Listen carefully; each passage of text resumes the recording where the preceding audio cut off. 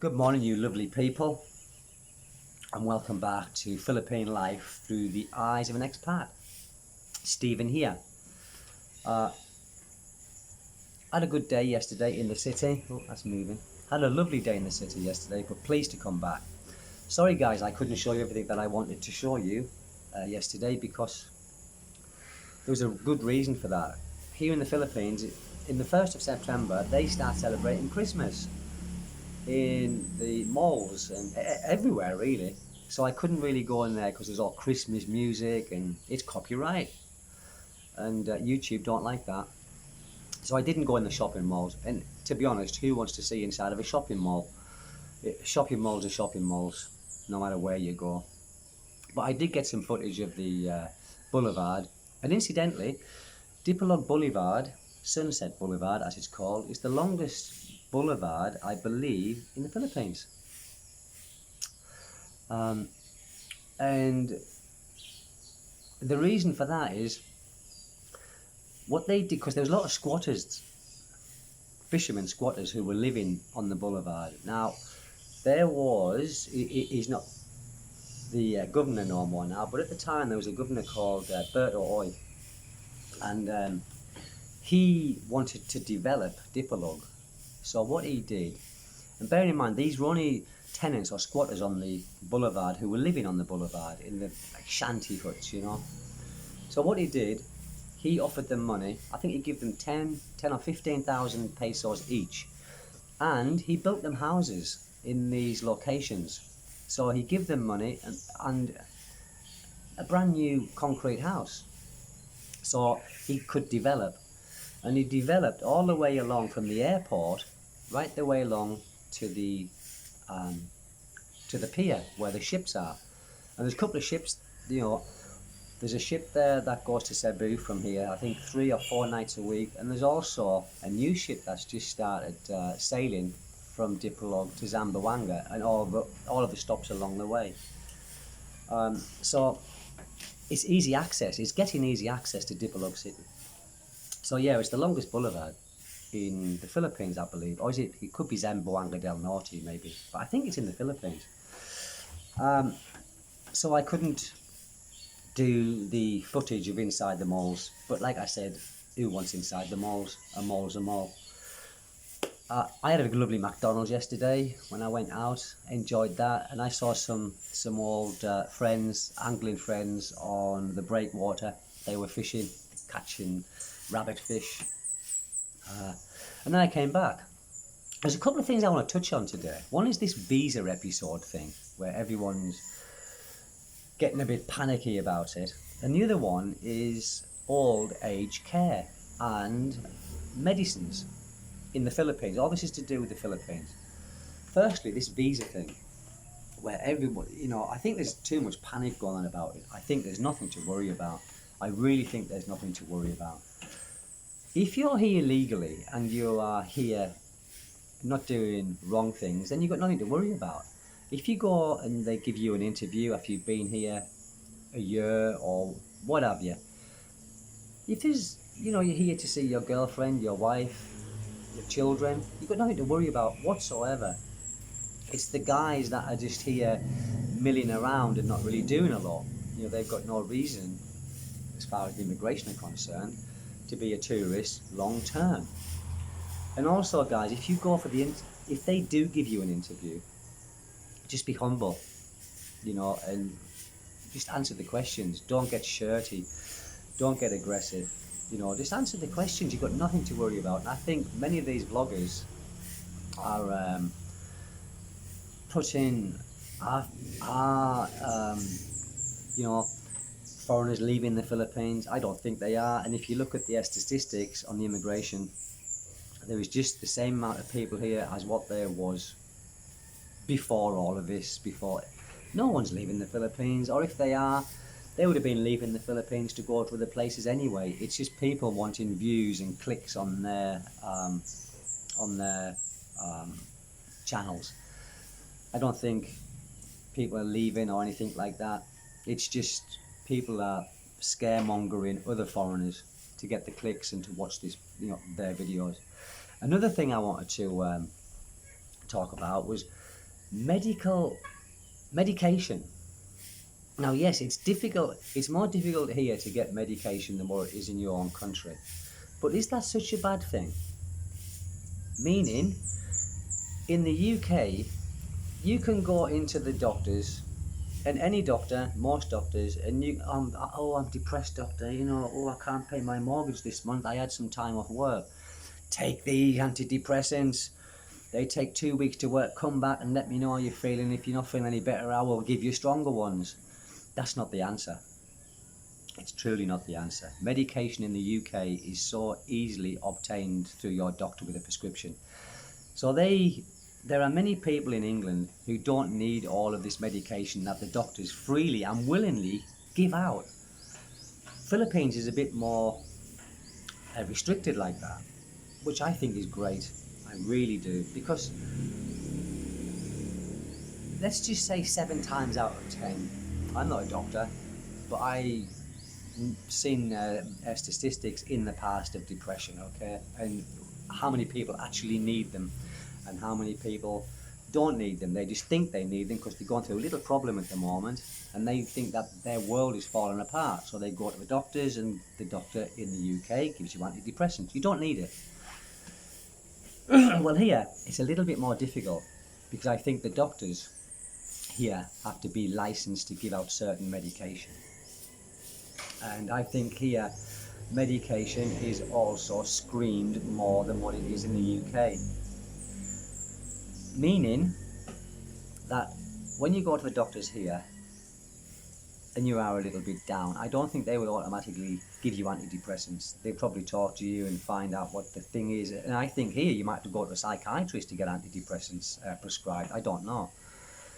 But that's a good thing, because all of these tablets that are given out in the UK and the West, they cause more problems than what you went there with the underlying problem for. You didn't have any problems to be, really. But you're taking these pills, they damaging your liver, your kidney. Here it's easy, normal problems like heart disease, cholesterol, high blood. You can go to any doctor here, they will prescribe you the tablets, and they do. Also diabetes, easily prescribed here, no problem whatsoever. But things that are a little bit more intricate, like depression. Now, what's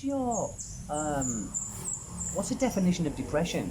Well, a definition of depression is when you are seriously depressed, when you can't get out of bed in the mornings, when you've got no interest of living. That is probably depression. Not when something's happened, I had 2 weeks off work, I can't pay my mortgage or my rent this month. That's not depression, that's just a problem. It's certainly not depression. But in the UK, people go to the doctors for that. They say, I'm depressed, doctor. I can't cope. What does the doctors do in the UK? Take these antidepressants. Come back and see me in 2 weeks. And if it's not, if you're still feeling the same, we will give you some different ones. That's what it is in the UK. And you don't need them. If money can sort out your problem, then that's not depression.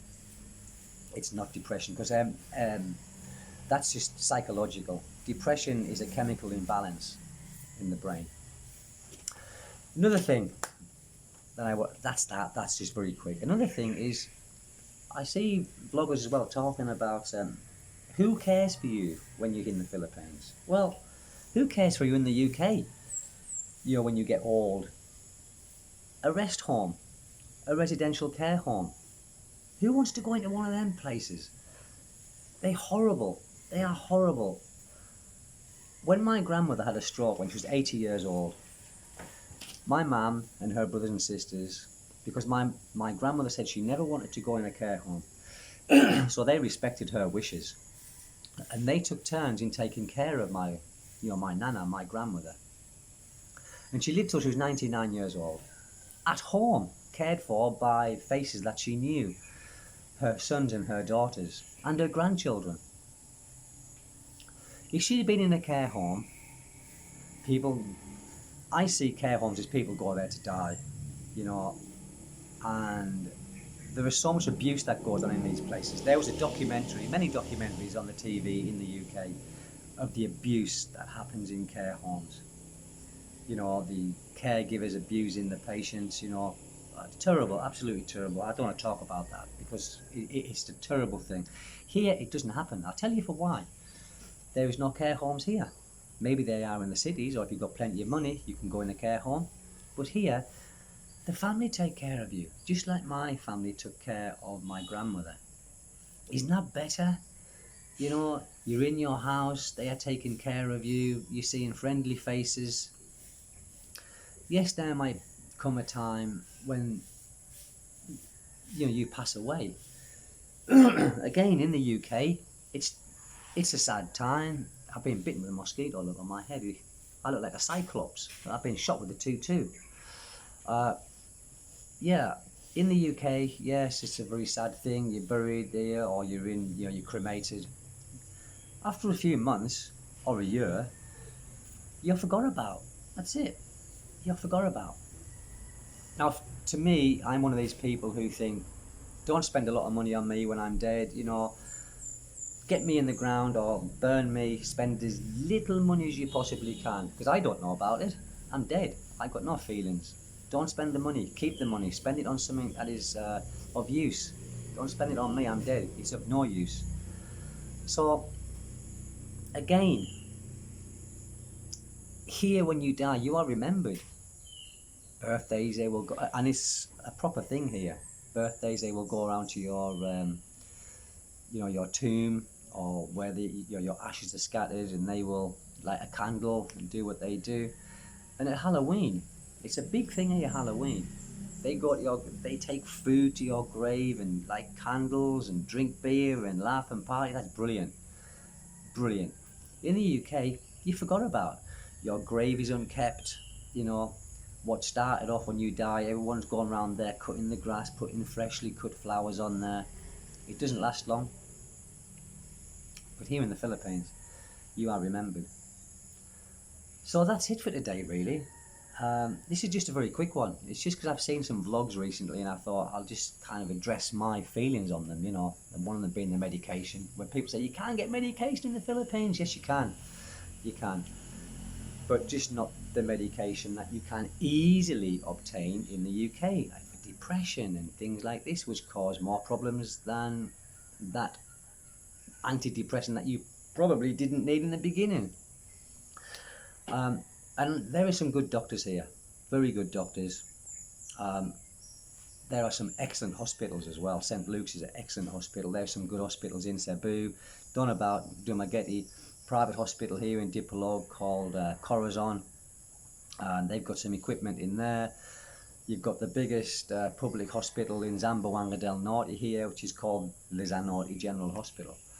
So it's not as bad as what people make out. You know, it's the cost. Yes, the cost is a little bit different, but you can get some healthcare, insurance. I don't know what it covers, what it doesn't cover. But for generally Filipinos, if they have, like my wife, she's indigenous, she gets most things for free. But don't let that stop you coming here. Them silly little things. Again, it's all scaremongering, you know, and they put little things in your head to stop you living out your life in a better place. If it happens, it happens. You know, you've got to enjoy yourself when you're alive and do the things that you want to do. You know, don't let things put you off, you know. And the worst case is if something did happen and you're sick, you know, and you need an operation, you can always go home. If you're able, you can always go to your own country and have that operation, then come back. You know, it's not the end of the world, unless you are used to. But heart attacks, there's many here. Yes, in the province, he's a little bit different because you're a little bit farther away. But if you're in the cities, no problem. You know, you'd be seeing the guy down here, he had a heart attack a little while ago, and a bad heart attack.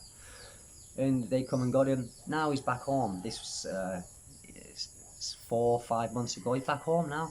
You know, he survived it. So, guys, don't let that put you off coming here. You know, there's too many people on these vlogs who put down the Philippines. They really do. I don't know why they do it. I don't know why. Anyway, guys, that's it. Don't forget to subscribe, share the video, and hit the like button. Thank you very much indeed. guys, and see you next time. Wherever you are, day or night, take good care. God bless all. Thank you very much. Bye-bye.